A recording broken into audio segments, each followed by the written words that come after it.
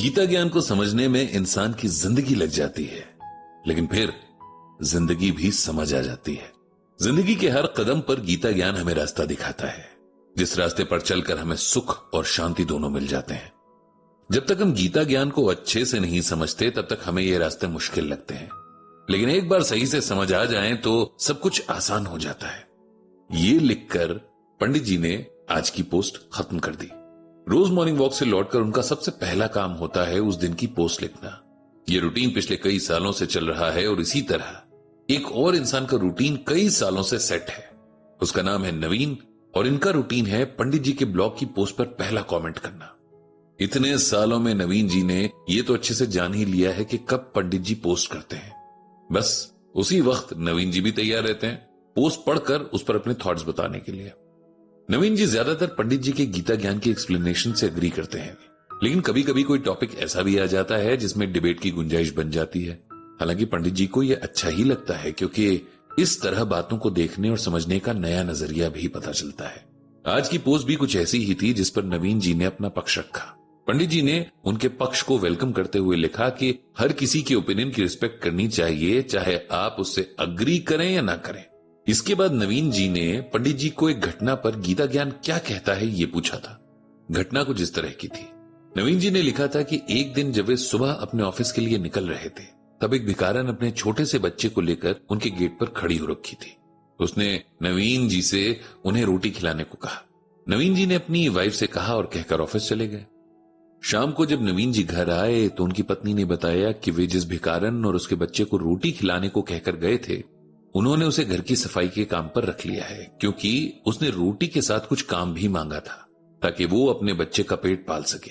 उस भिखारन ने नवीन जी की पत्नी से कहा कि उसे इस तरह किसी से भीख मांगते हुए बहुत शर्म आती है और वो कुछ काम करना चाहती है ताकि अपने बच्चे को इज्जत से खाना खिला सके। उसकी इन बातों से इंप्रेस होकर नवीन जी की वाइफ, जिनका नाम कला था, उन्होंने उस भिखारन को अपने यहां काम पर रख लिया और साथ ही आसपास के पड़ोस में भी बोल दिया कि अगर किसी को काम वाली की जरूरत है तो उसे अपने यहां रख सकते हैं। नवीन जी को ध्यान आया कि वो भिखारन देखने में काफी साफ सुथरी थी और बात भी बहुत तमीज से कर रही थी। उन्होंने कला से कहा कि उनका डिसीजन है तो अच्छा ही होगा। अगले दिन से उस लेडी ने काम पर आना शुरू कर दिया था। उसने अपना नाम रजनी बताया और अपने बारे में ये बताया कि कुछ साल पहले वो अपने प्रेमी के साथ घर से भागकर इस शहर में आई थी। फिर उन दोनों ने मंदिर में शादी कर ली। उसका पति छोटे मोटे काम करके जो थोड़े बहुत पैसे कमा रहा था, दोनों उसमें बहुत खुश थे। उनके सपने कभी इतने बड़े नहीं थे कि उनकी जेब से बाहर हो। उनकी जिंदगी में छोटी छोटी खुशियों के लिए बहुत सारी जगह थी। वक्त बहुत अच्छा बीत रहा था और फिर जिंदगी में एक और खुशी आ गई जब उनका बेटा इस दुनिया में आया। अब उसका पति दोगुनी मेहनत कर रहा था ताकि फैमिली के नए मेंबर के लिए कोई कमी ना हो। उसे कहां पता था कि किस्मत ने उसके लिए कुछ और ही प्लान किया है। एक शाम काम से लौटते हुए उसके पति का एक्सीडेंट हो गया और उसकी ऑन स्पॉट डेथ हो गई।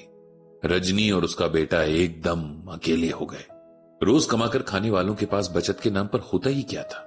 अब रजनी के पास दुख मनाने का वक्त नहीं था, क्योंकि उसे रोटी का इंतजाम करना था। मजबूरी ने उसे भीख तक मांगने को मजबूर कर दिया था। जिस घर को एक बार छोड़कर आ गई थी, वहां अब लौटना मुमकिन नहीं था।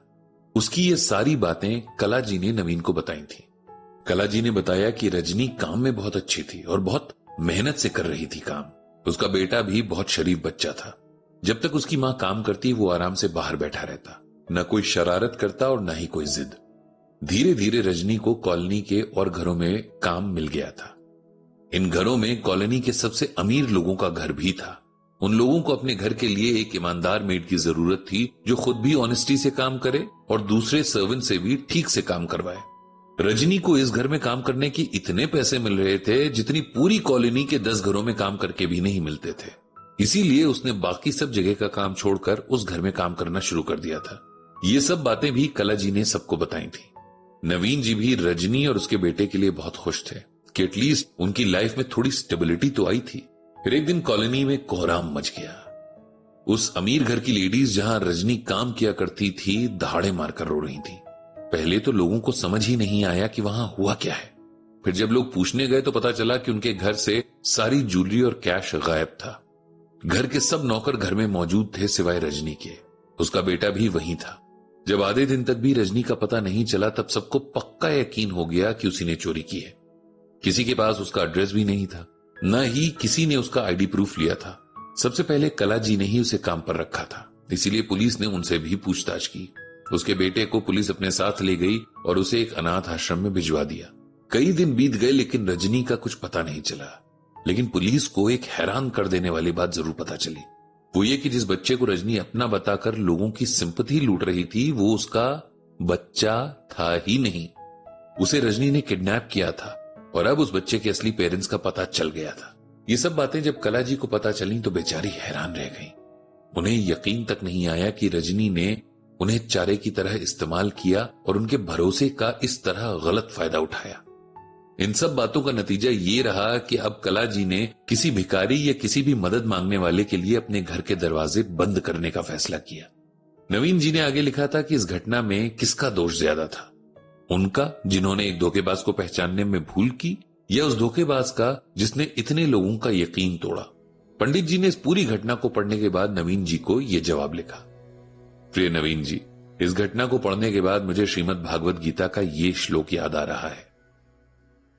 अयुक्तः प्राकृतः स्तब्धः शठो नैष्कृतिको अलसः विषादी दीर्घ सूत्री च कर्ता तामस उच्यते।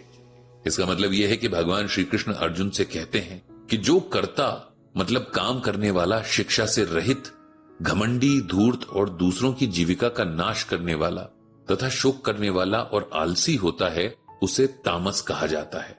सिंपल वर्ड्स में यह समझिए कि हर काम का फल मिलना पहले से तय है। इसी तरह कर्मों की भी कैटेगरी है। जो लोग किसी के साथ धोखा करते हैं, चालाकी दिखाते हैं, किसी के कमाए पैसे हड़प जाते हैं, उन्हें तामसी यानी काले कर्म वाला कहा जाता है और इसका फल मिलकर रहेगा। कला जी सिर्फ उस लेडी की एक शिकार थी। उन्होंने अपनी तरफ से गरीब की हेल्प करके अच्छा काम किया था। उसका रिजल्ट उनके कंट्रोल में नहीं था, इसीलिए उन्हें उसका शोक यानी दुख नहीं करना चाहिए और उस चालाक औरत रजनी को भगवान के न्याय के भरोसे छोड़ देना चाहिए। इतना लिखकर पंडित जी ने मेल भेज दी। उन्होंने मन ही मन भगवान श्री कृष्ण से सबको सद्बुद्धि देने की प्रार्थना की।